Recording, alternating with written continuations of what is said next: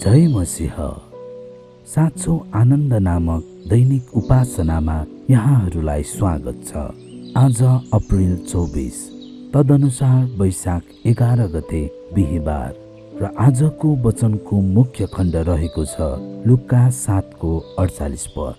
तिम्रा पाप क्षमा भएका छन्। आजको शीर्षक रहेको छ स्वतन्त्र पार्ने क्षमाको शक्ति। एकजना महिला फरिसीको घरमा आउँछिन् र रुँदै येशूको पाउ धुन्छिन्। जसै सिमोनले त्यहाँ भएका सबैजनासँग तिनी त पापी हुन् र येशूले तिनलाई आफूलाई छुन दिनुसँग कुनै सरोकार छैन भन्ने कुराको सञ्चार आँखैले गरे। तिनी लज्जित भइन् भन्ने कुरामा कुनै शङ्का छैन। वास्तवमै तिनी पापी थिइन्।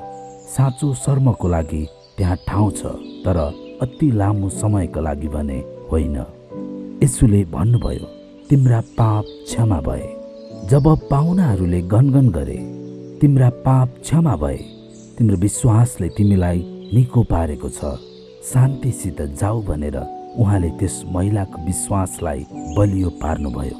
लुका 7:50 पद। उहाँले त्यस महिलाको शर्मको असरसँग लड्नलाई कसरी सहायता गर्नुभयो? उहाँले तिनलाई एउटा प्रतिज्ञा दिनुभयो, तिम्रा पाप क्षमा भएका छन्। तिम्रो विश्वासले तिमीलाई निको पारेको छ। तिम्रो भविष्य शान्तिको हुनेछ।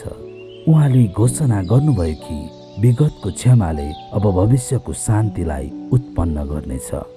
यसैले उनको लागि खास कुरा भनेको परमेश्वरको भविष्यको योजनामा उनको विश्वास हो, जसले येशूको क्षमाको कार्य र स्वतन्त्र गर्ने अधिकारमा जरा गाडेको थियो।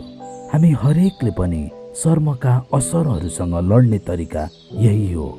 झुटो शर्म होइन, तर हामीले साँच्चै महसुस गर्नुपर्ने शर्म। त्यो शर्म जसले लामो समयसम्म हामीलाई अल्झाइराख्छ र हामीलाई कमजोर बनाउने धम्की दिन्छ। हाम्रा शर्मलाग्दा कामहरूको क्षमादानद्वारा आउने शान्ति र भावी अनुग्रहको प्रतिज्ञाहरूको दाबी गरेर हामीले कमजोर तुल्याउने शर्मको अविश्वाससँग लड्नुपर्छ। भजन सङ्ग्रह 130:4 पदले यसरी भन्दछ, तर तपाईमा क्षमा छ र नै तपाईको भय मानिन्छ। यसैया 55:6 र 7 पदले यसरी भन्दछ, जबसम्म परमप्रभुलाई पाउन सक्छौ उहाँलाई खोज, उहाँ नजिक हुनुहुँदा नै उहाँलाई भेट। दुष्टले आफ्नो बाटो र अधर्मीले आफ्नो विचार त्यागोस् र परमप्रभुतिर फर्कोस् र उहाँले त्यसमाथि कृपा गर्नुहुनेछ। हाम्रा परमेश्वरतर्फ त्यो फर्कोस् र उहाँले त्यसलाई सित्तैमा क्षमा गर्नुहुनेछ। पहिलो यूहन्ना 1:9 पदले यसरी भन्दछ, यदि हामीले आफ्ना पापहरू स्वीकार गर्यौं भने उहाँले हाम्रा पाप क्षमा गर्नुहुन्छ र सबै अधर्मबाट हामीलाई शुद्ध पार्नुहुन्छ, किनकि उहाँ विश्वास योग्य र धर्मी हुनुहुन्छ। प्रेरित 10:43ले यसरी भन्दछ, सबै अगमवक्ताहरूले उहाँको गवाही दिएका छन् कि उहाँमाथि विश्वास गर्ने प्रत्येकले उहाँको नाउँद्वारा पाप क्षमा पाउँछ। हामी सबैलाई क्षमा चाहिन्छ। हामीलाई भोलि पनि क्षमा चाहिन्छ। यसलाई आज अनि भोलि जुटाउनका निम्ति येशू मर्नुभयो।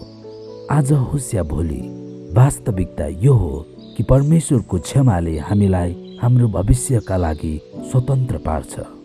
यसले हामीलाई कमजोर तुल्याउने शर्मबाट स्वतन्त्र पार्छ।